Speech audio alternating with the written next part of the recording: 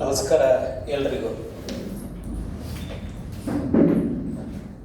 ಧ್ವನಿ ಇಲ್ಲದೆ ಇದ್ದವರಿಗೆ ಧ್ವನಿ ಕೊಡೋದಕ್ಕೆ ನಾವೆಲ್ಲ ಪ್ರಯತ್ನ ಮಾಡಬೇಕಲ್ವ. ಶಿವಣ್ಣಕ್ಕೆ ಧ್ವನಿ ಇರಲಿಲ್ಲ, ನಾನು ಕೊಟ್ಟೆ.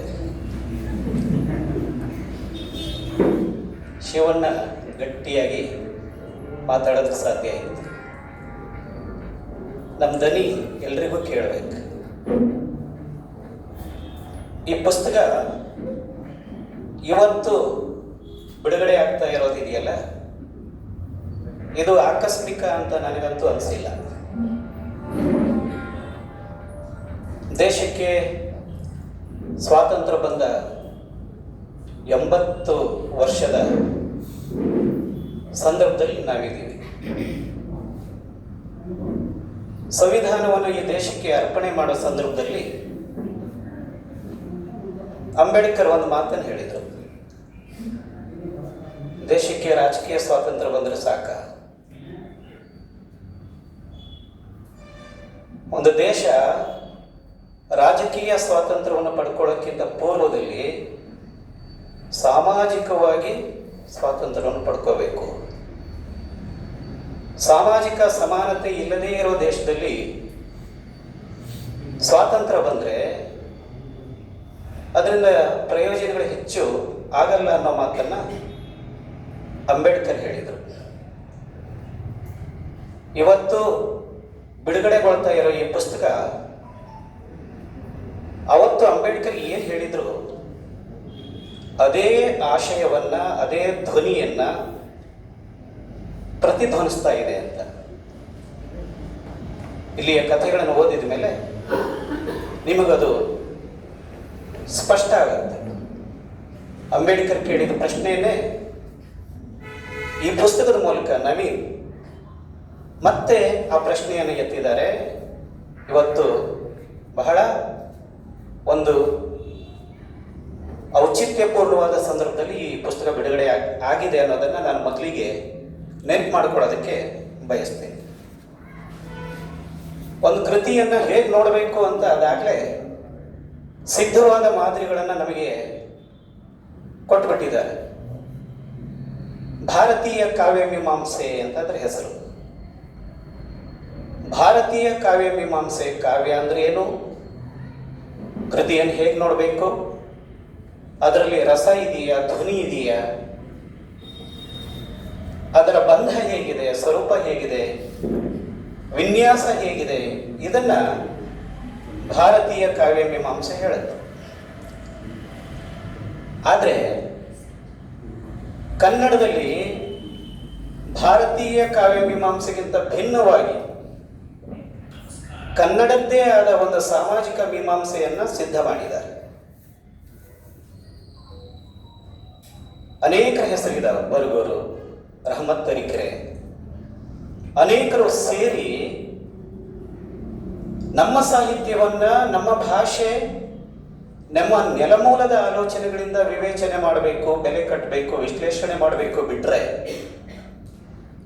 ಯಾವತ್ತೋ ಯಾವುದೋ ಕಾಲದಲ್ಲಿ ಒಂದು ಸಂತೃಪ್ತ ಸಮಾಜ ಕಾವ್ಯ ಅಂದರೆ ರಸಮೀಮಾಂಸೆ, ಧ್ವನಿ ಮೀಮಾಂಸೆ ಅಂತ ಏನು ನಮ್ಮನ್ನ ನಂಬಿಸ್ಬಿಟ್ಟಿದೆಯಲ್ಲ, ಹಾಗೆಯೇ ಯಾಕೆ ಆ ಕೃತಿಯನ್ನು ನೋಡಬೇಕು? ನಮ್ಮ ಮುಂದಿರುವಂತಹ ಈ ಕೃತಿಯನ್ನು ನಾವು ಭಾರತೀಯ ಕಾವ್ಯ ಮೀಮಾಂಸೆ ಹಿನ್ನೆಲೆಯಲ್ಲಿ ನೋಡೋದಕ್ಕೆ ನಾನು ಬಯಸೋದಿಲ್ಲ. ಕನ್ನಡದ್ದೇ ಆದ ಒಂದು ಸಾಮಾಜಿಕ ಮೀಮಾಂಸೆ ಇದೆ, ಅದನ್ನು ಇಟ್ಕೊಂಡು ನಾನು ಮಾತಾಡೋದಕ್ಕೆ ಬಯಸ್ತೇನೆ. ನವೀನ್ ಬಗ್ಗೆ ನನಗೂ ಕುತೂಹಲ ಇತ್ತು. ಇಲ್ಲಿ ಬಂದಾಗ ಎಲ್ಲರೂ ಕೇಳಿದ್ದು ನವೀನ್ ಇಲ್ಲಿ ಯಾರು? ನಾನು ಕಳೆದ 2 ವರ್ಷದಿಂದ ಆತನ ಹೆಸರು ಕೇಳ್ತಾ ಇದ್ದೀನಿ, ನೋಡೋ ಅವಕಾಶ ಸಿಕ್ಕಿರಲಿಲ್ಲ. ಮೊನ್ನೆ ಅವನು ನನಗೆ ಪುಸ್ತಕ ತಲುಪಿಸ್ಬೇಕು ಸರ್, ಎಲ್ಲಿದ್ದೀರಿ ಅಂತ ಮಾತಾಡಿದಾಗ ನಾನು ಆರಂಭದಲ್ಲಿ ಒಂದು ಪ್ರಶ್ನೆ ಕೇಳಿದೆ, ನಿನ್ನ ವಯಸ್ಸೆಷ್ಟು ಅಂತ ಕೇಳಿದೆ. 29 ಅಂದ. ನನ್ನ ಮಗನ ವಯಸ್ಸೇ. ಬಹುತೇಕ ಆರಂಭದಲ್ಲಿ ಬರೆಯುವಂಥ ಬರಹಗಾರರೆಲ್ಲ ಯಾವ ಸಬ್ಜೆಕ್ಟನ್ನು ಆಯ್ಕೆ ಮಾಡ್ಕೋತಾರೆ ನಿಮ್ಗೆ ಗೊತ್ತಿದೆ. ಅದೇ ಪ್ರೀತಿ, ಪ್ರೇಮ, ಮತ್ತೆ ಒಂದಿಷ್ಟು ಸವಕಲು ಪ್ರಾಸದ ರಚನೆಗಳು. ಆ ಪುಸ್ತಕ ನನ್ನ ಕೈ ಸಿಕ್ಕಿದೆ. ನಾನು ಒಂದಿಷ್ಟು ಕಥೆಗಳನ್ನು ಓದಿದ್ದೀನಿ. ಶಿವಣ್ಣ ಆ ಪುಸ್ತಕ ನನಗೆ ಮುಟ್ಟಿಸಿದ್ದಾರೆ. 29ರ ವಯಸ್ಸಲ್ಲಿ ಇಷ್ಟೊಂದು ಪ್ರಬುದ್ಧತೆ ಹೇಗೆ ಬಂತು? ಇಷ್ಟು ಚಿಕ್ಕ ವಯಸ್ಸಲ್ಲಿ ಇಷ್ಟೊಂದು ಪ್ರಬುದ್ಧವಾಗಿ ಬರೆಯೋದಕ್ಕೆ ಇವನಿಗೆ ಹೇಗೆ ಸಾಧ್ಯ ಆಯಿತು? ವಯಸ್ಸು ಚಿಕ್ಕದು, ಆದರೆ ಅವನ ಅನುಭವ ಬಹಳ ದೊಡ್ಡದು, ಬಹಳ ವಿಶಾಲವಾದದ್ದು. ಅಷ್ಟೇ ಅಲ್ಲ, ನವೀನನ ಕನಸುಗಳಿದಾವಲ್ಲ, ಅದು ಆಕಾಶಮುಖಿಯಾದದ್ದು. ಆದರೆ ನೆಲ ಮರ್ತೋನಲ್ಲ.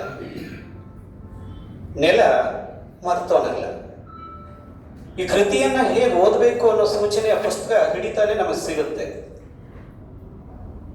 ಈ ಪುಸ್ತಕವನ್ನು ನಾವು ಯಾವ ಕಲ್ಪನೆ ಇಟ್ಕೊಂಡು, ಯಾವ ಹಿನ್ನೆಲೆ ಇಟ್ಕೊಂಡು ನಾವು ಹೇಗೆ ಪ್ರವೇಶ ಮಾಡಬೇಕು ಅನ್ನೋದನ್ನ ಆ ಕೃತಿಯ ಆರಂಭದಲ್ಲೇ ಕೆಲವು ಸೂಚನೆಗಳು ಸಿಕ್ಕಿಬಿಡ್ತವೆ. ಅಂತಹ ಒಂದು ಸೂಚನೆ ಏನು ಅಂತಂದ್ರೆ, ಇವರು ಪ್ರಕಾಶಕರು ಯಾರು ಅಂತ ನೋಡಿದಾಗ ಭೀಮ ಪ್ರಕಾಶನ, ಹೊಸಬಾಳೆ ನಿಮ್ಮದೇ. ಈ ಭೀಮ ಸಾಮಾನ್ಯ ನಿಮ್ಮ ನಡುವೆ ಇರುವಂಥ ಭೀಮ ಅಲ್ಲ, ಅಲ್ಲಿದಲ್ಲ. ಸಂವಿಧಾನವನ್ನು ರಚಿಸಿಕೊಟ್ಟ, ಇವತ್ತು ಬಹಳ ದೊಡ್ಡ ಭರವಸೆಯಾಗಿ ನಮಗೆಲ್ಲ ನಿಂತಿರೋ ಭೀಮರಾವ್ ಅಂಬೇಡ್ಕರ್ ಭೀಮ ಪ್ರಕಾಶನ. ನವೀನ ತನ್ನ ಪ್ರಕಾಶನಕ್ಕೆ ಭೀಮನ ಹೆಸರು ಯಾಕೆ ಕೊಟ್ಟರು ಮೊದಲು ಅರ್ಥ ಮಾಡ್ಕೋಬೇಕು. ಅದರ ಜೊತೆಯಲ್ಲಿ ಒಂದು ಕಾಲದಲ್ಲಿ ದಲಿತ ಚಳುವಳಿ, ಜನಪರವಾದ ಹೋರಾಟಗಳಿಗೆ ತಮ್ಮ ಹಾಡುಗಳ ಮೂಲಕವೇ ಒಂದು ಪ್ರೇರಣೆ ಕೊಟ್ಟಿರುವಂಥ, ಒಂದು ಕೆಚ್ಚನ್ನು ತಂದು ಕೊಟ್ಟಿರುವಂಥ ಬಹಳ ದೊಡ್ಡ ಕವಿ ಸಿದ್ಧಲಿಂಗಯ್ಯ. ಒಂದು ಕಾಲದಲ್ಲಿ 70-80ರ ದಶಕದಲ್ಲಿ DSS ಅಂತಂದ್ರೆ ಅದರ ಶಕ್ತಿ ಎಂಥದ್ದು ಅಂತ ನಿಮಗೆಲ್ಲ ಗೊತ್ತಿದೆ. ವಸಂತಣ್ಣ ಹಾಡನ್ನ ಎಷ್ಟು ಸಾಧ್ಯವೋ ಅಷ್ಟು ಕೆಚ್ಚಿನ ಮೂಲಕ ಹಾಡೋದಕ್ಕೆ ಪ್ರಯತ್ನ ಪಟ್ಟರು. ಇವತ್ತು ಆ ಹಾಡನ್ನ ಕೃತಿಯ ಆರಂಭದಲ್ಲೇ ಕೊಟ್ಟಿದ್ದಾರೆ. ಅವರು ಒದಗಿಸಿಕೊಂಡು ಬದುಕಿದವರು ನಮ್ಮ ಜನಗಳು. ದೇಶದ ಎಲ್ಲ ಸಂಪತ್ತಿನ ಬೇರವರು, ಆದರೆ ಫಲಾನುಭವಿಗಳು ಅವರಲ್ಲ. ಆ ಕೃತಿಯನ್ನು ಹೇಗೆ ನೋಡಬೇಕು ಅನ್ನೋದು ಆ ಪ್ರಕಾಶನಕ್ಕಿಟ್ಟ ಹೆಸರು ಮತ್ತೆ ಸಿದ್ಧಲಿಂಗಯ್ಯನವರ ಪದ್ಯ ನಮಗೆ ಒಂದು ಸೂಚನೆಯನ್ನ ಕೊಡುತ್ತೆ. ಬಹಳ ವಿಶೇಷ, ಈ ಕೃತಿಲಿ 10 ಕಥೆಗಳಿದ್ದಾವೆ. 10 ಕಥೆಗಳಿಗೆ ಹೂವಿನ ಹೆಸರು ಇಟ್ಟಿದ್ದಾರೆ. ಒಂದಿಷ್ಟು ಓಪನ್ ಮಾಡಿಕೊಡೋದು. ಅದರಲ್ಲಿರೋ ಎಲ್ಲ ಕಥೆಗಳಿಗೆ ಹೂವಿನ ಹೆಸರನ್ನು ಇಟ್ಟಿದ್ದಾರೆ. ಮೊದಲನೇ ಕಥೆ ಬಂಗಾರ ಕಡ್ಡಿ ಡೇರೆ ಹೂ, ಸುರ್ಗಿ, ಚೆಂಡು, ಅಬ್ಬಲಿಗೆ, ಕಾದ್ದಾಳೆ ಹೂ, ಆಡುಮುತ್ತಲು, ಗ್ವಾಟೆ ಹೂ, ಗುಲಾಬಿ, ಬಾಳೆ ಹೂ, ಮತ್ತೆ ಸೇವಂತಿಗೆ ಅನ್ನೋದು. ಈ ಎಲ್ಲ ಕಥೆಗಳಿಗೂ ಅವರು ಇಟ್ಟಿರುವಂತಹ ಹೆಸರುಗಳು ಏನಿದಾವೆ, ಮನುಷ್ಯ ಸ್ವಭಾವ ಮತ್ತು ಮನೋಧರ್ಮಕ್ಕೆ ಕನೆಕ್ಟ್ ಆಗುವ ಹಾಗೆ ಆ ಟೈಟ್ಲ್ಗಳನ್ನ ಮತ್ತೆ ಆ ಕಥೆಯ ವಸ್ತುವನ್ನ ಅವರು ಬೆಸೆಯುವಂತ ಪ್ರಯತ್ನವನ್ನು ಮಾಡ್ತಾರೆ. ಒಂದೊಂದು ಕಥೆಗೂ ಒಂದೊಂದು ಹೆಸರಿತ್ತು. ಆಮೇಲೆ ಈ ಕಥೆಗಳು ಎಲ್ಲೋ ಹುಟ್ಟಿದ್ದಲ್ಲ. ಮತ್ತೆ ಕಥೆಯನ್ನ ಕಟ್ಟೋದಕ್ಕೆ ನವೀನ ಎಲ್ಲೋ ಮುಖ ಮಾಡಲ್ಲ. ನಾನು ಬರಿಬೇಕು, ನನಗೆ ಸಬ್ಜೆಕ್ಟ್ ಇಲ್ಲಿ, ಎಲ್ಲಿಂದ, ಹೇಗೆ, ಈ ಗೊಂದಲಗಳು ನಮಗೆ ಎದುರಾಗ್ತಾವಲ್ಲ. ನಿಮ್ಗೆ ಗೊತ್ತಿರಬಹುದು, ಬೇಂದ್ರೆ ಕನ್ನಡದ ಮಹಾನ್ ಕವಿಗಳಲ್ಲಿ ಒಬ್ಬರು. ಬೇಂದ್ರೆ ಬರೆದಿರೋ ಬಹುತೇಕ ಕವಿತೆಗಳ ವಸ್ತು ಅವರ ಜೀವನವೇ. ಅವರ ಸಖಿಗೀತ ನೋಡಿ, ನೀ ಹಿಂಗ ನೋಡಬೇಡ ನೋಡಿ, ಗಿಳಿಯು ಪಂಜರದೊಳಿಲ್ಲ, ಯಾವ ಪದ್ಯ ತಗೊಂಡ್ರು ಕೂಡ ಬೇಂದ್ರೆ ವಸ್ತುವನ್ನ ಹೊರಗೆ ಹುಡುಕಲಿಲ್ಲ. ತಮ್ಮನೆ, ತನ್ನ ಕುಟುಂಬ, ತನ್ನ ಅನುಭವವನ್ನ ವಸ್ತುವನ್ನ ಇಟ್ಟುಕೊಂಡು ಬೇಂದ್ರೆ ಅದ್ಭುತವಾದ ಕಾವ್ಯವನ್ನ ಕನ್ನಡ ಕೊಟ್ಟರು. ನನಗೆ ಇವನು ಕಥಾ ಸಂಕಲನ ಎತ್ಕೊಂಡು ಕೂಡಲೇ ನನಗೆ ನೆನಪಾಗಿದ್ದು ಬೇಂದ್ರೆ. ನವೀನ್ ಕೂಡ ವಸ್ತುವನ್ನ ಎಲ್ಲಿಂದನೋ ತಟಕಾಟ ಮಾಡಲ್ಲ, ಅವನು ಹುಡುಕಾಟ ಮಾಡಲ್ಲ. ತನ್ನ ಕುಟುಂಬ, ತನ್ನ ತಂದೆ ತಾಯಿ, ತಾನೂ ಒಂದು ಪಾತ್ರ ಆಗ್ತಾನೆ. ಇಡೀ ಹೊಸಬಾಳೆ ಒಂದು ಕಥೆಯ ಕೇಂದ್ರ ಆಗುತ್ತೆ. ಪ್ರಾಯಶಃ ನೀವು ಈ ಸಂಕಲನ ಓದಿದ ಮೇಲೆ ಹೊಸಬಾಳೆಯನ್ನ ಹೊಸ ರೀತಿಯಲ್ಲಿ ನೋಡೋದಕ್ಕೆ ಶುರು ಮಾಡ್ತೀರಿ. ಒಂದಾನೊಂದು ಕಾಲದಲ್ಲಿ ನಾನು ಒಂದು 2 ತಿಂಗಳ ಅಲ್ಲಿಯ ಮಿಡ್ಲ್ ಸ್ಕೂಲಲ್ಲಿ ಕೆಲಸ ಮಾಡಿದ್ರು. ಆ ಶಾಲೆಯಿಂದ ಹಿಂದ್ಗಡೆ ಇರೋ ಗೇರ್ ಗಿಡದ ಪ್ರಸ್ತಾಪ ಬಂದ ಕೂಡಲೇ ನಾವು ಫೋನಲ್ಲಿ ನೆನಪು ಮಾಡಿಕೊಂಡೆ, ಹೌದಲ್ಲ ಈಗಲೂ ಇದಾವ ಆ ಗಿಡಗಳು ಅಂತ. ಸೊರಬ ತಾಲೂಕಿನ ಹೊಸಬಾಳೆ ಸುತ್ತ ಇರುವಂಥ ರಾಯರ ಮನೆಗಳು, ಕೆಳ ಜಾತಿಯ ಕೆಳವರ್ಗದವರ ಮನೆಗಳು, ಅಲ್ಲಿಯ ತೋಟಗಳು, ಅಲ್ಲಿಯ ದುಡಿಮೆ, ಅಲ್ಲಿಯ ಕಷ್ಟ, ಅಲ್ಲಿಯ ಬೆವರು, ಅಲ್ಲಿಯ ದಮನಿತ ಜನರ ಸವಾಲುಗಳು, ಇದನ್ನೇ ಇಟ್ಕೊಂಡು ಅವರು ಇಂತಹ ಅದ್ಭುತವಾದ ಕಾವ್ಯ ಕಥೆಗಳನ್ನು ಕಟ್ಟಲಿಕ್ಕೆ ಸಾಧ್ಯ ಆಯಿತು. ಅದು ಹೊಸಬಾಳೆ ಬಿಟ್ಟರೆ ಸ್ವರ್ಗಕ್ಕೆ, ಸಾಗರಕ್ಕೆ, ಮಾಸೂರಿನಲ್ಲಿ ಸಂಚರಿಸುವಂಥ ಪಾತ್ರಗಳಿವೆ. ಹಾಗಾಗಿ ಆ ಭಾಗದಲ್ಲಿ ಓದೋರಿಗೆ ತಮ್ಮ ಮೈಸುತ್ತಾನೆ ನಡೀತಾ ಇದೆಯಲ್ಲ ಈ ಕಥೆಗಳೆಲ್ಲ ಅಂತ ಅನಿಸಿದ್ರೆ ಅದು ತೀರಾ ವಿಶೇಷ ಅಂತ ಅನ್ಸಲ್ಲ. ಅವ್ರ ಕಥೆಯ ನಾಯಕರು ಯಾರು ಗೊತ್ತಾ? ಅವರ ಎಲ್ಲ ಕಥೆಗಳ ನಾಯಕ ನಾಯಕಿಯರು ದುಡಿಯೋ ಜನ, ಕೂಲಿಕಾರರು, ದನ ಕಾಯರು, ಕುರಿ ಕಾಯರು. ಯಾರನ್ನ ನಾವು ಜನಸಾಮಾನ್ಯರು ಅಂತ ಕರಿತೇವೋ ಆ ಜನರ ಸಾಮಾನ್ಯತೆಯಲ್ಲಿರುವಂತಹ ಅಸಾಮಾನ್ಯತೆಯನ್ನು ಗುರುತಿಸೋದು ಒಬ್ಬ ಬರಹಗಾರನ ಕೆಲಸ. ಒಬ್ಬ ಮುದುಕ ನಡೀತಾ ಇದ್ರೆ ನಾವೇನ್ ಅನ್ಕೋತೀವಿ, ಮುದುಕ ಯಾಕೆ ನಡೀತಾ ಇದ್ದಾನೆ ಅಂತಂದ್ರೆ ಒಂದು ಸೊಂಟ ಬಾಗಿ ಹೋಗಿದೆ, ಅದಕ್ಕೆ ಹಂಗ್ ನಡೀತಾ ಇದ್ದಾನೆ. ಆದ್ರೆ ಗಿರೀಶ್ ಕಾರ್ನಾಡರ ನಾಟಕದಲ್ಲಿ ಒಂದು ಡೈಲಾಗ್ ಬರುತ್ತೆ, ಆ ಮುದುಕ ಯಾಕೆ ಬಾಗಿ ನಡೀತಾ ಇದ್ದಾನೆ ಅಂತಂದ್ರೆ ಗಿರೀಶ್ ಕಾರ್ನಾಡರು ಹೇಳ್ತಾರೆ, ಒಂದು ಕಾಲದಲ್ಲಿ ಅವನಿಗೆ ಹರೇ ಇತ್ತು, ಉತ್ಸಾಹ ಇತ್ತು, ಬದುಕಿತ್ತು, ಪ್ರೀತಿ ಇತ್ತು, ಭರವಸೆ ಇತ್ತು. ಅದೆಲ್ಲ ಕಳ್ಕೊಬಿಟ್ಟಿದ್ದಾನೆ. ಅಲ್ಲಿ ಎಲ್ಲಾದ್ರೂ ಸಿಗ್ತಾವ ಅಂತ ಹುಡುಕ್ಲಿಕ್ಕೆ ಅವನು ನಡೀತಾ ಇದ್ದಾನೆ ಅಂತ ಗಿರೀಶ್ ಕಾರ್ನಾಡರ ನಾಟಕದಲ್ಲಿ ಬರುತ್ತೆ. ಕಾರ್ನಾಡರು ಸಾಮಾನ್ಯ ಸಂಗತಿಯಲ್ಲಿ ಅಸಾಮಾನ್ಯತೆಯನ್ನು ಕಾಣಿಸುವಂತ ಕೆಲಸ ಮಾಡ್ತಾರೆ. ನವೀನ್ ಕೂಡ ಅದನ್ನೇ ಮಾಡ್ತಾನೆ. ಯಾರನ್ನ ನಾವು ಜನಸಾಮಾನ್ಯರು ಅಂತ ಕರಿತೀವೋ ಜನಸಾಮಾನ್ಯರಲ್ಲ. ಬೇಂದ್ರೆ ತಮ್ಮದೊಂದು ಪದ್ಯದಲ್ಲಿ ಹೇಳ್ತಾರೆ, ಜನಸಾಮಾನ್ಯರು ಜನಸಾಮಾನ್ಯರಲ್ಲ, ಜನ ಸಾಮಾನ್ಯರೇ. ದೆಹಲಿಯ ರೈತ ಹೋರಾಟ, ಇತ್ತೀಚೆಗೆ ನಡೆದಿರುವಂಥ ಕಾಕ್ರೋಚ್ ಚಳವಳಿಯ ಜನಸಾಮಾನ್ಯರ ಹೋರಾಟ ಕಂಡಾಗ ನಿಮಗೆ ಅನ್ಸುತ್ತೆ, ಹೌದು ಜನ ಸಾಮಾನ್ಯರೇ.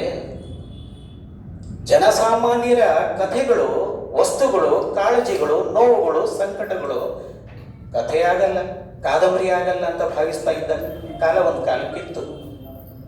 ಆದರೆ ಕುವೆಂಪು ಗೊಬ್ಬರದ ಮೇಲೆ ಕಾವ್ಯ ಬರೆದ್ರು. ಗೊಬ್ಬರ ಇಲ್ಲದೆ ಹೂ ಹುಟ್ಟೋದಿಲ್ಲಲ್ಲ.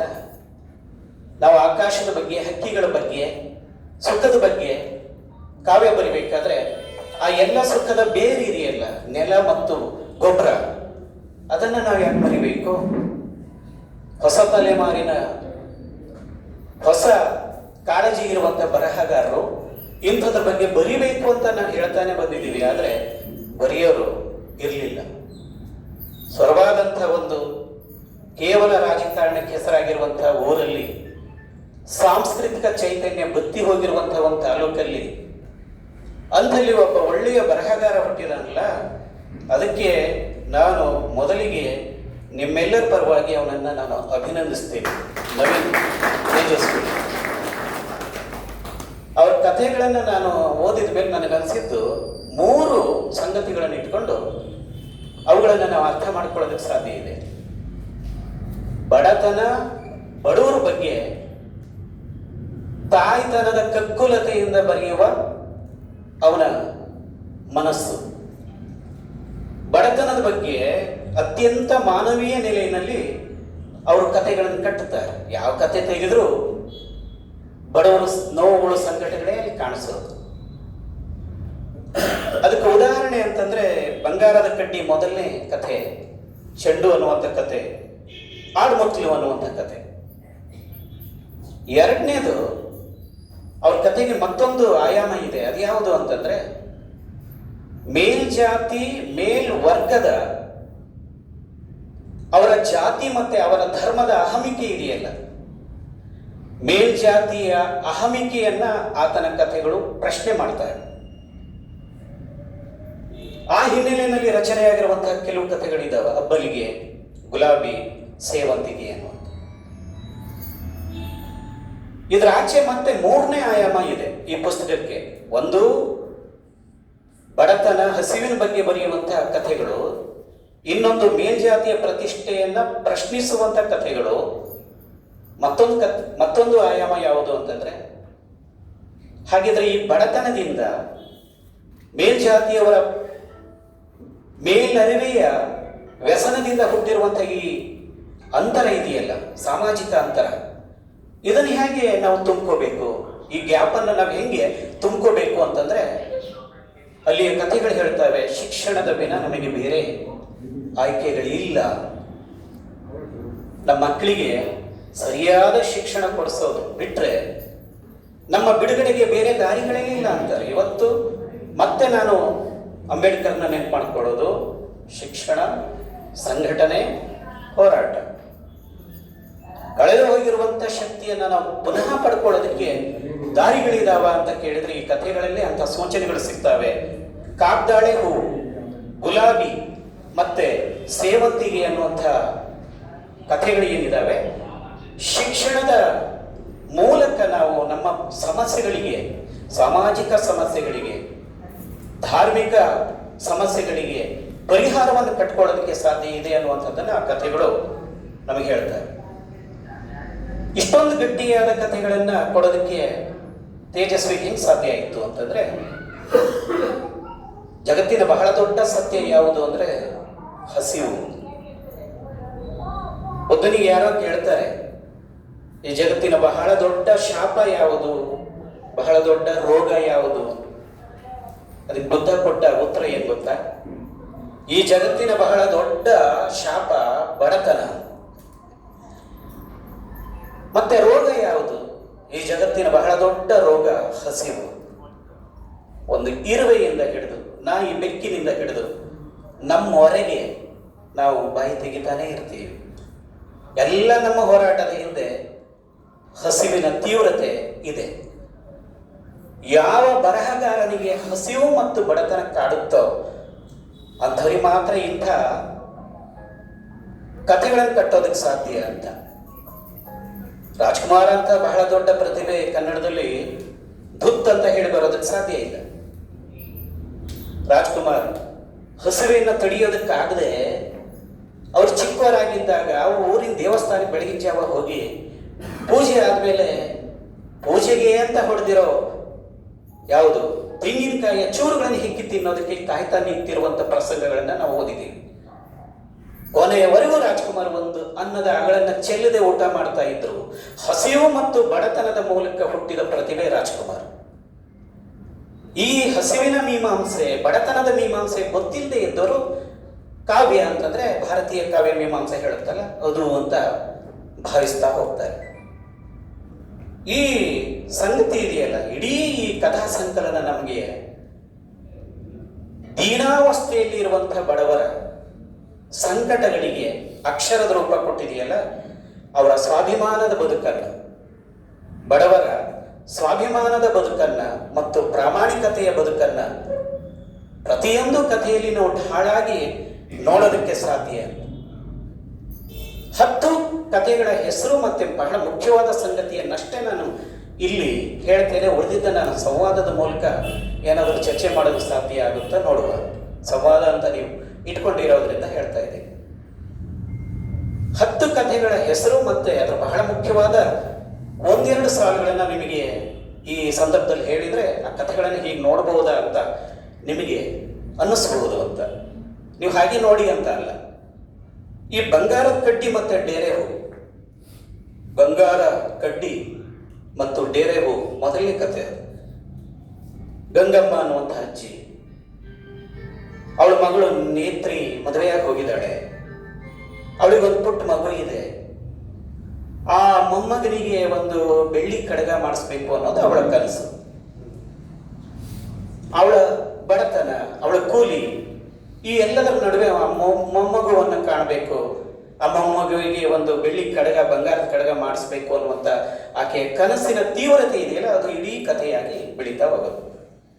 ಚೆಂಡು ಅನ್ನುವಂಥದ್ದು ಎರಡು ಅರ್ಥ ಇದೆ. ಒಂದು, ಹೂವಿನ ಹೆಸರು ಹೌದು. ಆ ಕಥೆಯಲ್ಲಿ ಬಹಳ ಕೇಂದ್ರ ಪಾತ್ರ ಯಾವುದು ಅಂದರೆ ನಾಯಿ. ನಾಯಿಗಿಟ್ಟ ಹೆಸರದು ಚೆಂಡು ಅಂತ. ನಾಯಿ ಅಂತಂದ್ರೆ ಪ್ರಕೃತಿಯ ಒಂದು ಸಿಂಬಲ್ ಅಷ್ಟೆ.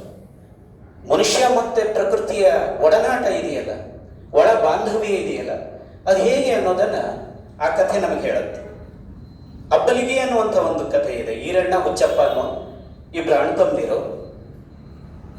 ಅವರಿಬ್ಬರ ಎಣೆಯಿಲ್ಲದ ಪ್ರೀತಿ, ಅವರಿಬ್ಬರ ಆ ಒಡನಾಟ ಇದೆಯಲ್ಲ, ಆ ಕಥೆ ಅದನ್ನ ಹೇಳ್ತದೆ.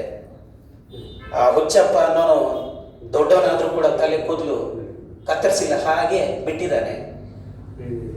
ಶಾಲೆಯಲ್ಲಿ ಅವನಿಗೆ ಅವಮಾನ ಆಗುತ್ತೆ, ನೀನ್ ಹೆಣ್ಣಿರ್ಬೇಕು ಅಂತ ಹಂಗಿಸ್ತಾರೆ ಮೇಲ್ಜಾತಿಯವರು. ಅದೇ ಸಿಟ್ಟಿಗೆ ಅವನು ಆ ತಲೆ ಕೂದಲನ್ನ ಶಾಲೆಯಲ್ಲಿ ಒಂದು ಕತ್ತರಿ ತಗೊಂಡು ಕೂತವ್ರು ಎಲ್ಲರ ಮುಂದೆ ಅದನ್ನು ಕತ್ತರಿಸಿ ಬಿಸಾಡ್ತಾನೆ. ಪ್ರತಿಭಟನೆಯನ್ನು ನೀವು ನೋಡೋ ಪ್ರತಿ ಕಥೆಯಲ್ಲೂ ಇಂಥದ್ದೊಂದು ಕೆಚ್ಚಿದೆ. ಮೇಲ್ವರ್ಗದವರಿಗೆ, ಮೇಲ್ಜಾತಿಯವರಿಗೆ ತೀವ್ರವಾಗಿ ಕೊಡುವಂತ ಒಂದು ಪ್ರತಿಕ್ರಿಯೆಯನ್ನ ಈ ಕಥೆ ಕೊಡುತ್ತೆ ಅಂತ.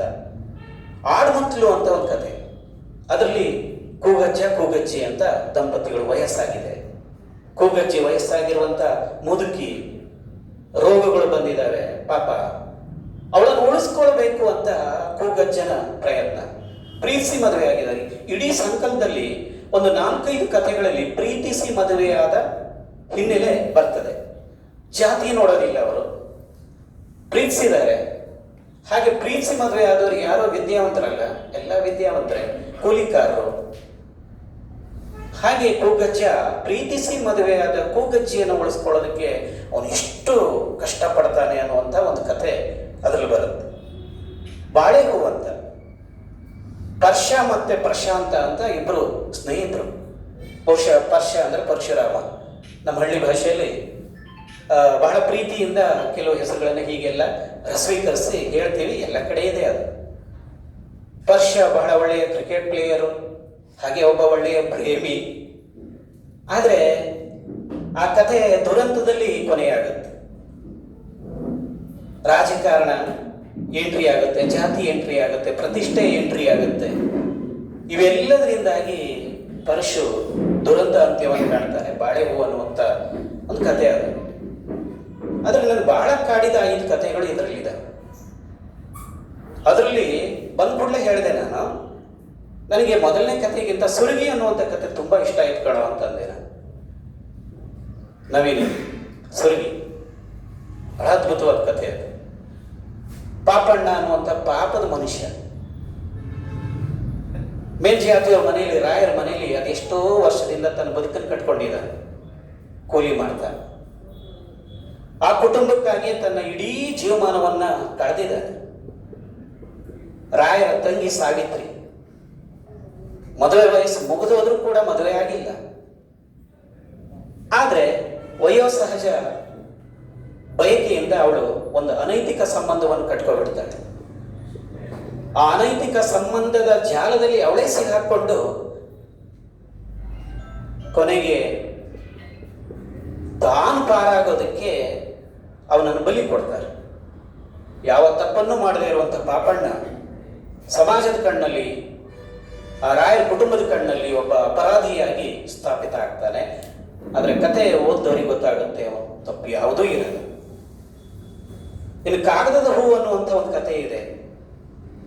ಆ ಕಾಗದದ ಹೂ ನವೀನನ ಆತ್ಮಕತೆ ತಿಳ್ಕೋಬೇಕು ಅಂತಂದ್ರೆ ಆ ಕತೆ ನಮ್ಗೆ ನೆರವಾಗತ್ತೆ.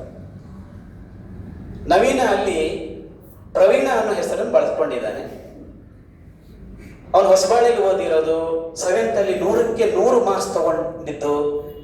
7th ಅಲ್ಲಿ 100 ಬಂದ ಕೂಡಲೇ ಅಲ್ಲಿ ಆಸ್ಪಾಸ್ನಲ್ಲಿರುವಂಥ ಎಲ್ಲ ಖಾಸಗಿ ಹೈಸ್ಕೂಲಿನ ಹೆಡ್ ಮಾಸ್ಟರ್ಗಳು ಇವ್ರ ಮನೆಗೆ ಬಂದು ನೆಕ್ಸ್ಟ್ ಹೈಸ್ಕೂಲಿಗೆ ನಮ್ಮಲ್ಲೇ ಬರಬೇಕು, ಎಲ್ಲ ರಿಯಾಯಿತಿಗಳನ್ನು ಕೊಡ್ತೀವಿ ಅಂತ ಆಮಿಷ ಒಡ್ಡೋದು. ಅವನು ಚಾಲೆಂಜ್ ಮಾಡಿ ನನಗಂಥ ಶಾಲೆಗಳು ಬೇಡ ಅಂತ ಹೇಳಿ ಸರವಾದ ಒಂದು ಸಾಮಾನ್ಯ ಜೂನಿಯರ್ ಕಾಲೇಜಿನ ಹೈಸ್ಕೂಲಿಗೆ ಹೋಗಿ ಸೇರಿಕೊಂಡು ಅಲ್ಲಿ ಪ್ರೀತಿ ತೋರುವ ಮೇಷ್ಟ್ರುಗಳು ಇದ್ದಾರೆ. ಭೀಮಪ್ಪ ಮೇಷ್ಟ್ರು ಅವನು ಸದಾ ಕೆಣಕುವ ಕುಟುಕುವ ಒಬ್ಬ ಹೆಡ್ ಮಾಸ್ಟ್ರು ಇದ್ದಾರೆ. ಇಡೀ ಶಾಲೆಗೆ ಸಮವಸ್ತ್ರ ಹಾಕಿಸ್ತಾರೆ. ಪಾಪ ಪ್ರವೀಣನಿಗೆ ತನ್ನ ಬಡತನದ ಕಾರಣದಿಂದ ಸಮವಸ್ತ್ರ ತಗೊಳ್ಳೋದಕ್ಕಾಗಲ್ಲ. ಹೆಡ್ ಮಾಸ್ಟ್ರು ಸಿಕ್ಕಲ್ಲಿ ನಿನಗೆ ಆ ಯೋಗ್ಯತೆ ಇಲ್ವಾ ಅಂತ ಹಂಗಿಸ್ತಾರೆ. ಆದರೆ ಶಾಲೆನೇ ಬಿಟ್ಟು ಹೋಗ್ಬೇಕು, ಬದುಕನ್ನೇ ಬಿಟ್ಟು ಹೋಗ್ಬೇಕು ಅಂತ ಅನ್ನಿಸ್ದಾಗ ಪ್ರವೀಣನಿಗೆ ಬೆನ್ನಿ ನಿಂತಿದ್ದು ಒಬ್ಬ ಕನ್ನಡ ಮೇಷ್ಟ್ರು, ಕನ್ನಡದವರವರು ಭೀಮಪ್ಪ ಮೇಷ್ಟ್ರು. ಆ ಕತೆ ಓದಿದ ಮೇಲೆ ಆ ಭೀಮಪ್ಪನ ನೋಡ್ಬೇಕು ನಾನು ಅಂತ ಅನ್ನಿಸ್ತು. ಅವ್ರು ಟ್ಯೂಷನ್ ಕೊಟ್ಟ ಮೇಷ್ಟ್ರು ನಾನು ರಾಜಪ್ಪ ಮೇಷ್ಟ್ರು ಅಂದ್ಕೊಂಡಿದ್ದೆ. ಅಲ್ಲ ಸರ್, ಈಗ ಉಳುವಿಲಿದ್ದಾರೆ. ಅವ್ರ ಹೆಸರು ನವೀನ್, ಶಶಿಕಾಂತ್ ಸರ್. ಅವರಿಬ್ಬರು ದೇವರಾಗಿ ಅವನ ಬೆನ್ನಿ ನಿಂತ್ಕೋತಾರೆ. ಶಶಿಕಾಂತ್ ಸರ್ ದುಡ್ಡೇ ತಗೊಳ್ಳದೆ ಟ್ಯೂಷನ್ ಕೊಡ್ತಾರೆ.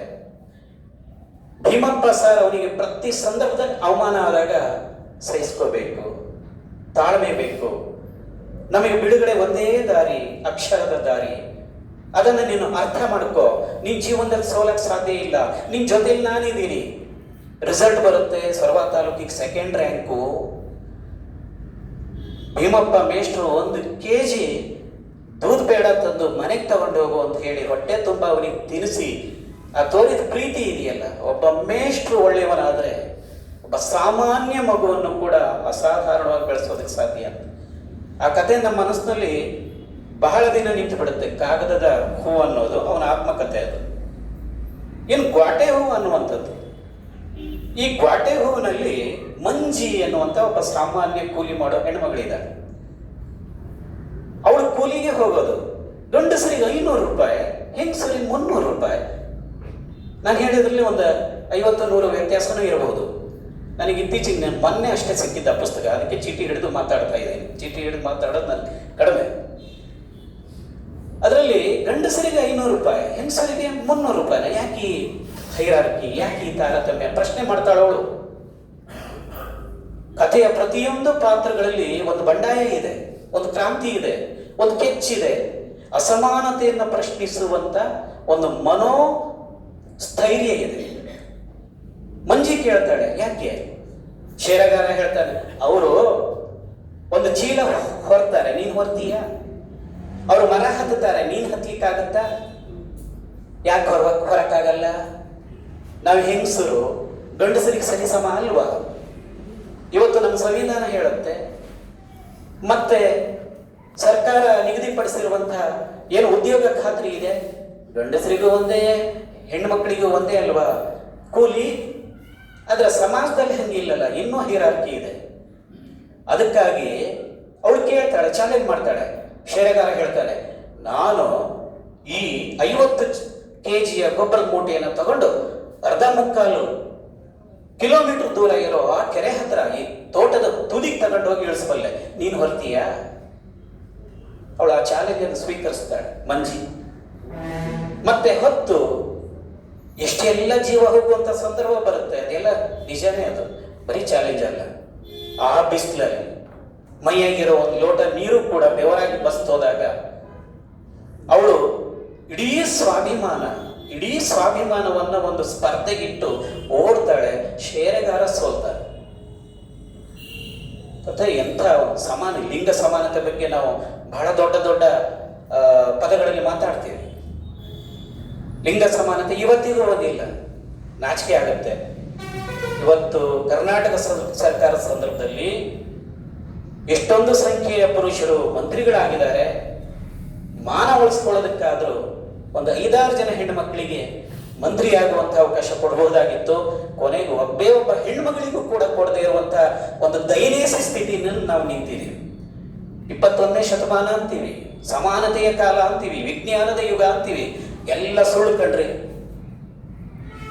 ಎಲ್ಲ ಸುಳ್ಳು. ಎಲ್ಲ ಸರ್ಕಾರಗಳು, ಎಲ್ಲ ಪಕ್ಷಗಳು ಮಹಿಳಾ ಪಕ್ಷಪಾತಿಗಳಾಗಿಲ್ಲ. ಇವತ್ತು ಪ್ರಜಾಪ್ರಭುತ್ವ ಅನ್ನೋದು ಪುರುಷ ಪ್ರಧಾನ ವ್ಯವಸ್ಥೆಯಾಗಿ ಬದಲಾಗಿದೆ.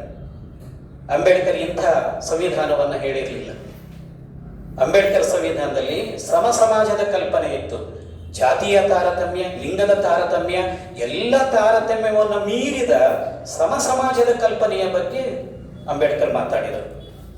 ಆದರೆ ಇವತ್ತು ನಮ್ಮ ಕಣ್ಮುಂದೆ ಇಂಥದ್ದೊಂದು ದೊಡ್ಡ ಅಂತರ ಬೆಳೆದಿರೋ ಹೊತ್ತಲ್ಲಿ ಮಂಜಿ ಎತ್ತುವ ಈ ಹೋರಾಟ, ಈ ಪ್ರಶ್ನೆ ಇದೆಯಲ್ಲ, ಇದು ಬಹಳ ಮುಖ್ಯವಾದದ್ದು ಅಂತ ನಾನು ಭಾವಿಸ್ತೇನೆ. ಇನ್ನು ಗುಲಾಬಿ ಅನ್ನುವಂಥ ಒಂದು ಅದ್ಭುತವಾದ ಕತೆ. ಗುಲಾಬಿ ಅನ್ನೋ ಹೆಸರಿನ ಹುಡುಗಿ ಶಾಲೆಗೆ ಓದ್ಲಿಕ್ಕೆ ಹೋಗ್ತಾ ಇದ್ದಾಳೆ. ಸಾಗರದ ಕಾಲೇಜೇ ಒಂದು, ಅದು ಇಂದಿರಾ ಗಾಂಧಿ ಇರ್ಬೋದು ಅಥವಾ ಆ ಕಾಲೇಜ್, ಅಲ್ಲಿ ಹುಡುಗರು ಇದ್ದಾರೆ. ಗುಲಾಬಿ ಅನ್ನುವಂಥ ಹುಡುಗಿ ಜೊತೆಯಲ್ಲಿ ಅವಳ ಗೆಳತಿ ಒಬ್ಬ ಮುಸ್ಲಿಂ ಹುಡುಗಿ ಆಶ್ರಿಯ ಅಂತ. ಕಾಲೇಜಲ್ಲಿ ಕಾಲೇಜ್ ಫೆಸ್ಟ್ ಇಡ್ತಾರೆ, ಕಾಲೇಜ್ ಹಬ್ಬವನ್ನ ಇಡ್ತಾರೆ. ನಿಮ್ಮ ಮನೆಗಳಿಂದ ನೀವು ನಿಮ್ಗೆ ಇಷ್ಟವಾದ ತಿಂಡಿ ತಿನಿಸುಗಳಂತಂದು ಇಲ್ಲಿ ಇಡಿ, ಮಾರಾಟಕ್ಕೆ ಇಡಿ ಅಂತ. ಪಾಪ ಬಡವರ ಮನೆಗೆ ಹುಟ್ಟಿರೋ ಗುಲಾಬಿ ಅಪ್ಪ ಅಮ್ಮನಿಗೆ ಬೆನ್ನು ಬಿದ್ದು, ನಮ್ಮ ಹಳ್ಳಿಯ ವಿಶೇಷತೆ ಏನು ಕೇಳಿದ್ರೆ ನಿಮ್ಗೆ ಗೊತ್ತೇ ಇದೆ, ಕೋಳಿ ಕಜ್ಜಾಯ ಮತ್ತೆ ಕಜ್ಜಾಯ. ಆ ಕಜ್ಜಾಯ ಕೋಳಿ ಈ ವ್ಯವಸ್ಥೆ ಮಾಡಿಸ್ಕೊಂಡೋಗಿ ಅವಳು ಅಲ್ಲಿ ಇಟ್ಟಿದ್ದಾಳೆ. ಆಶ್ರಿಯ ಮುಸ್ಲಿಂ ಸಮುದಾಯದ ಬಹಳ ಪ್ರಸಿದ್ಧವಾದ ತಿನಿಸು ನಿಮ್ಗೆ ಗೊತ್ತೇ ಇದೆ, ಬಿರಿಯಾನಿ. ನೂರಾರು ಮನೆಗಳ ವಿದ್ಯಾರ್ಥಿಗಳು ನೂರಾರು ಬಗೆಯ ಭಕ್ಷ್ಯಗಳನ್ನು ತಂದು ಅಲ್ಲಿ ಸಾಲಾಗಿಟ್ಟಿದ್ದಾರೆ.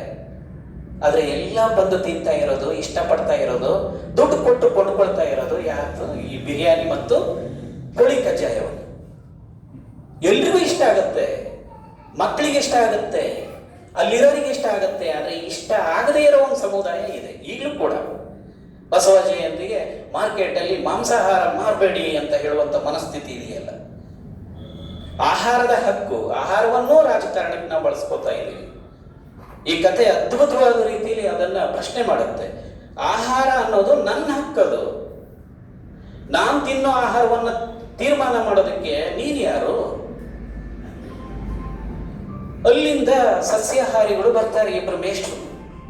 ಅವರಿಬ್ರು ಬಂದು ಇದನ್ನ ಎತ್ತಿ, ನಾವು ಮೆಮೊ ಕಳಿಸಿದ್ದೀವಿ ನಿಮ್ಮ ಕ್ಲಾಸಿಗೆ, ಯಾವುದೇ ಕಾರಣಕ್ಕೂ ಮಾಂಸಾಹಾರವನ್ನು ಇಡೋ ಹಾಗಿಲ್ಲ ಅಂತ. ಇವ್ರು ಹೇಳ್ತಾರೆ, ನೀವು ಮೆಮೊ ಕಳಿಸಿದಾಗ ನಾವು ಕ್ಲಾಸಲ್ಲಿ ಇರಲಿಲ್ಲ, ಬೇಗ ಕ್ಲಾಸ್ ಬಿಟ್ಟಿದ್ರು, ನಾವು ಮನೆ ಹೋಗಿದ್ದೀವಿ, ನಮ್ಗೆ ಗೊತ್ತಿಲ್ಲ. ಅದು ಪ್ರಿನ್ಸಿಪಾಲ್ವರೆಗೆ ಹೋಗುತ್ತೆ. ನೀವು ಆ ಸೀನನ್ನು, ಆ ಕಥೆಯನ್ನು ಓದಬೇಕು.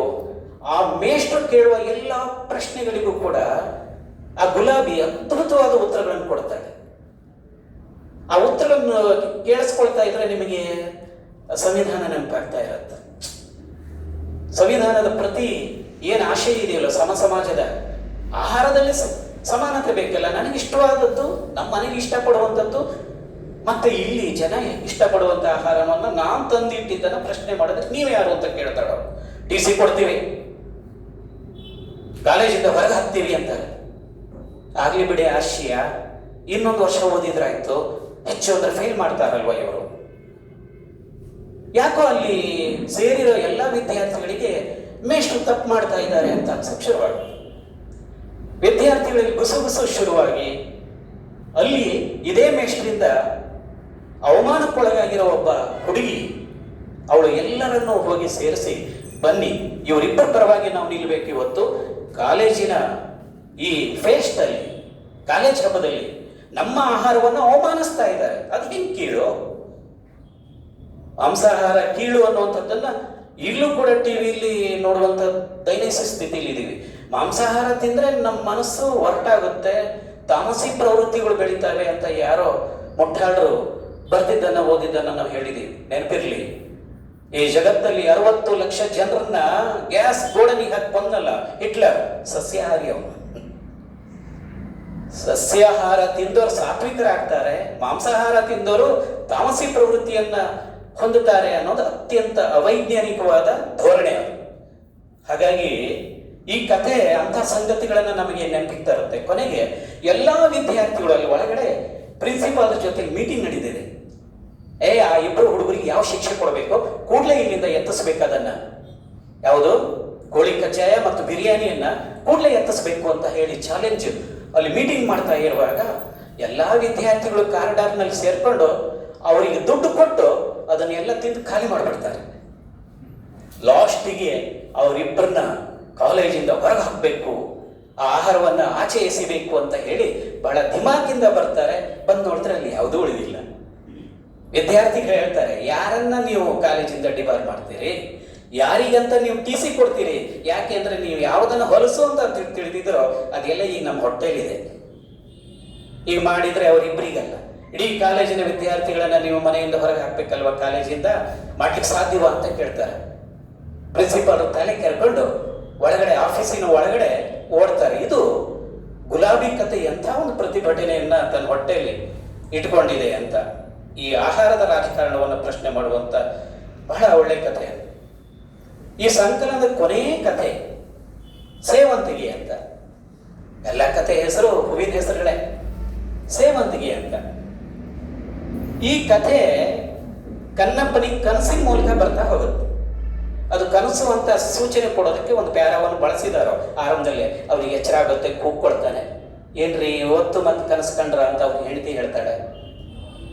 ಆದರೆ ಅವನು ಮಲ್ಕೊಂಡಾಗ ಕನಸು ಮುಂದುವರಿತದೆ. ಎಂಥ ಕನಸದು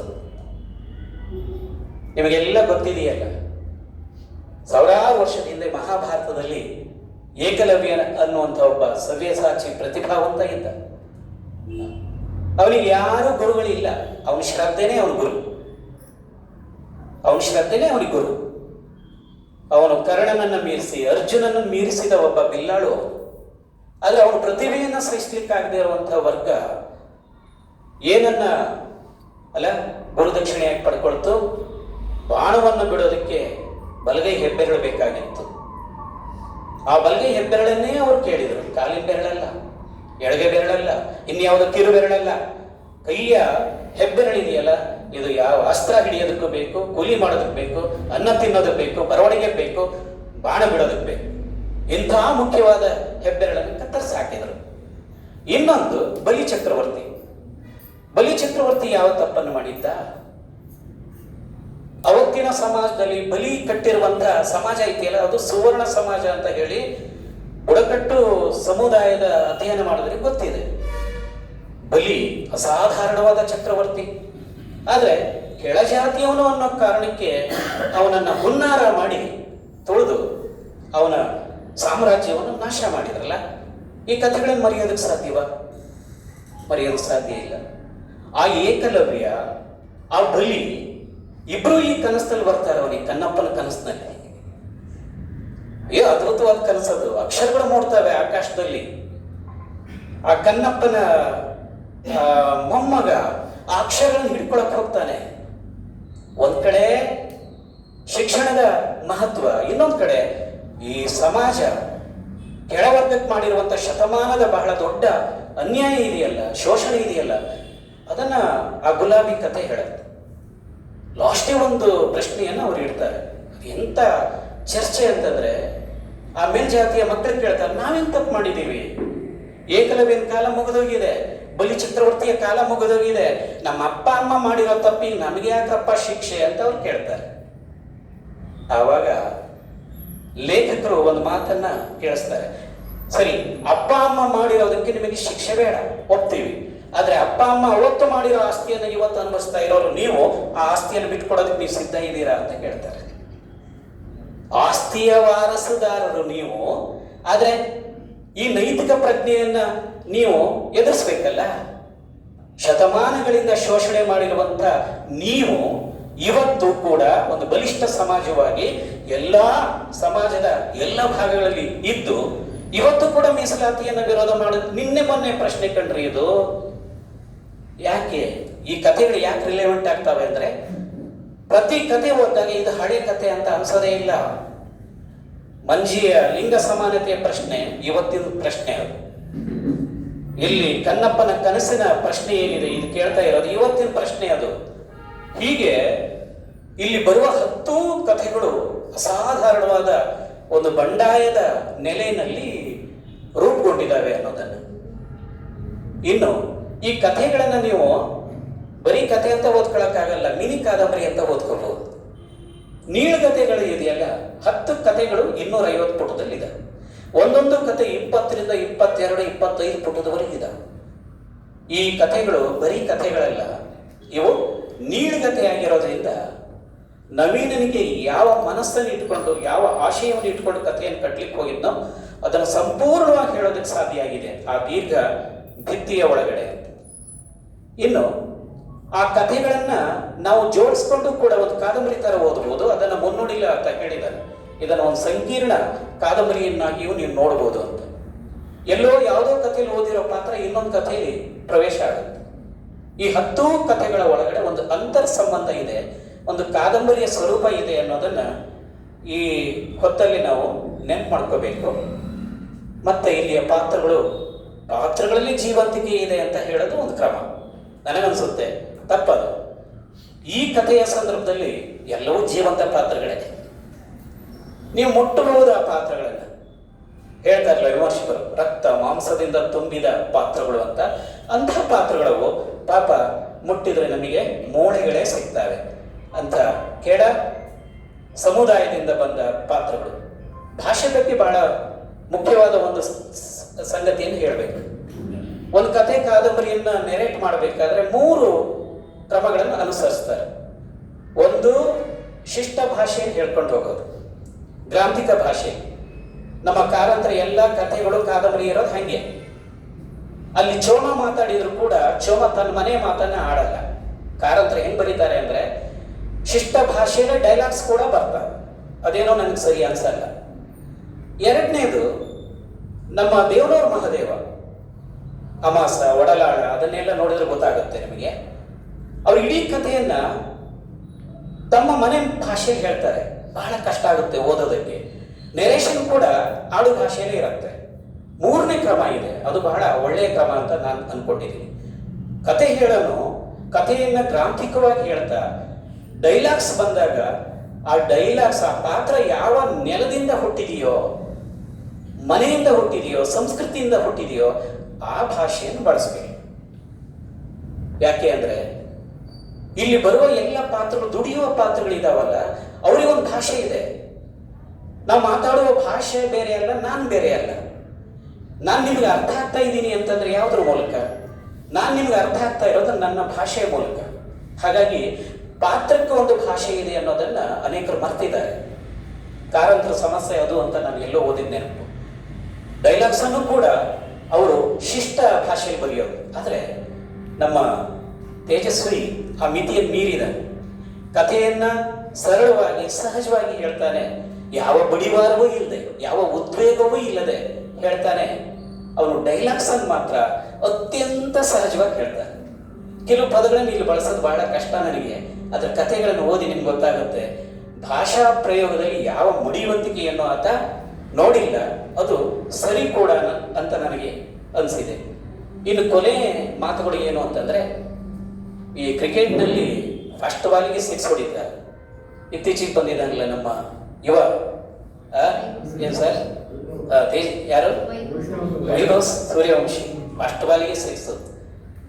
ಇಲ್ಲಿ ಸಾಹಿತ್ಯ ಕ್ಷೇತ್ರದಲ್ಲಿ 6 ತೆಗೆದಿರುವಂತ ನಮ್ಮ ಯುವ ಮಿತ್ರ ಯಾರು, ನವೀನ್ ತೇಜಸ್ವಿ, ಫಸ್ಟ್ ಬಾಲಿಗೆ 6. ಇಂಗ್ಲಿಷ್ನಲ್ಲಿ ಒಂದು ಪ್ರಬಂಧ ಬರೆದ್ರೆ ಅದಕ್ಕೆ ಅವಾರ್ಡ್ ಬಂತು, ಒಂದು ಯೂನಿವರ್ಸಿಟಿಲಿ ಟೆಸ್ಟಿಗೆ ಬಂತು. ಕನ್ನಡದಲ್ಲಿ ಬರೆದಿರೋ ಮೊದಲನೇ ಸಂಕಲನಕ್ಕೆ ಅದಕ್ಕೊಂದು ಗೌರವ ಬಂತು. ಮತ್ತೆ ಅದು ಬೆಂಗಳೂರು ನಂತರ ಊರಲ್ಲಿ ಬಿಡುಗಡೆ ಆಯಿತು. ಹೀಗೆ ಆತ ಒಬ್ಬ ಒಳ್ಳೆಯ ಸೀರಿಯಸ್ ಕಥೆಗಾರನಾಗಿ ಬೆಳೆದಿದ್ದಾನೆ. ಅವನ ಕಥೆಗಳಲ್ಲಿ 2-3 ಕಡೆ ನಾನು ಓದಿದ್ದು ವಿಮಾನ. ಆ ಮಕ್ಕಳು ವಿಮಾನ ಬಂದ ಕೂಡಲೇ ವಿಮಾನ, ಯಾವುದೋ ಒಂದು ಪಾತ್ರ ಹೇಳುತ್ತೆ, ನಾನು ವಿಮಾನದ ಪೈಲಟ್ ಆಗಬೇಕು ಅಂತ ನನಗೆ ಆಸೆ ಅಂತ ಆ ಕಥೆ ಒಳಗಿನ ಒಂದು ಪಾತ್ರ ಹೇಳುತ್ತೆ. ಅಲ್ಲಿ ವಿಮಾನದ ಕನಸನ್ನು ಕಂಡ ನಮ್ಮ ತೇಜಸ್ವಿ ನಾಳೆ ನಾಡಿದ್ದು ಅಮೆರಿಕಕ್ಕೆ ವಿಮಾನವನ್ನು ಹತ್ಕೊಂಡು ಹೊರಟಿದ್ದಾನೆ. ಅಮೆರಿಕದಂಥ ರಾಷ್ಟ್ರದಲ್ಲಿ 2 ವರ್ಷ ಅಧ್ಯಯನ ಮಾಡುವಂಥ ಅವಕಾಶ ನಮ್ಮ ಹುಡುಗನಿಗೆ ಸಿಕ್ಕಿದೆಯಲ್ಲ, ಅದಕ್ಕಾಗಿ ನಾನು ವಿಶೇಷವಾಗಿ ಅವನನ್ನು ಅಭಿನಂದಿಸ್ತೀನಿ. ಇನ್ನು ಕೊನೆ ಮಾತು ಏನು ಅಂತಂದರೆ, ಶಿವಣ್ಣ ಹೇಳಿದ್ದಾರೆ, ಏನು ಸಿದ್ಧಲಿಂಗಯ್ಯ ತಮ್ಮ ಕವಿತೆಯಲ್ಲಿ ಯಾವ ಆಶಯವನ್ನು ಹೇಳಿದಾರೋ ಆ ಆಶಯ, ಅದೇ ಕಾಳಜಿಯನ್ನು ಇಟ್ಕೊಂಡು ನವೀನ್ ತೇಜಸ್ವಿ ತಮ್ಮ ಕಥೆಗಳನ್ನು ಕಟ್ಟುತ್ತಾ ಇದ್ದಾರೆ. ಸೊರಬಾದಂಥ ತಾಲೂಕಲ್ಲಿ ಇಂಥ ಒಬ್ಬ ಹುಡುಗ ನಿಜವಾದ ಸಾಹಿತ್ಯದ ನಾಡಿಮಿಡಿತವನ್ನು ಹಿಡಿದು ಅದ್ಭುತವಾದ ಬರಹವನ್ನು ಬರಿತಾ ಇರೋ ಈ ಹೊತ್ತಲ್ಲಿ ನೀವುಗಳೆಲ್ಲ ಅವನಿಗೆ ಬೆನ್ನಿಗಿದ್ದೀರಿ. ಈ ಕಾರ್ಯಕ್ರಮಕ್ಕೆ ಇಷ್ಟೊಂದು ಸಂಖ್ಯೆಯಲ್ಲಿ ನೀವು ಸೇರಿದ್ದೀರಿ.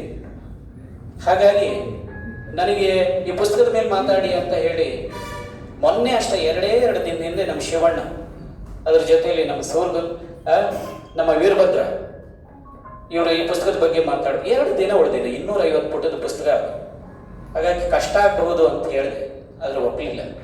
ಅವರು ಒಂದು ಪ್ರೀತಿಯ ಬಲವಂತವನ್ನು ಮಾಡಿದ್ರಿಂದ ನಾನಿವತ್ತು ನನಗೆ ನನ್ನ ಗ್ರಹಿಕೆಗೆ ನಿಲುಕಿದಷ್ಟು ನಾನು ಆ ಕೃತಿಯ ಕುರಿತು ಮಾತಾಡೋಕ್ಕೆ ಸಾಧ್ಯ ಆಗಿದೆ. ಅವನು ನೋಡೋ ಕುತೂಹಲ ಇತ್ತು, ನೋಡಿದೆ. ಬಹಳ ಸಹಜವಾಗಿದ್ದಾನೆ, ಅವನಲ್ಲಿ ಅಪಾರವಾದ ಪ್ರತಿಭೆ ಇದೆ, ನವೀನ ಪ್ರತಿಭೆ ಇದೆ, ಮತ್ತು ತೇಜಸ್ಸು ಇದೆ. ಆತ ಇನ್ನಷ್ಟು ಬೆಳೀಲಿ ಅನ್ನುವಂಥ ಹಾರೈಕೆಯೊಂದಿಗೆ ನಾನು ಮಾತುಗಳನ್ನು ಮುಗಿಸ್ತೇನೆ. ನಮಸ್ಕಾರ.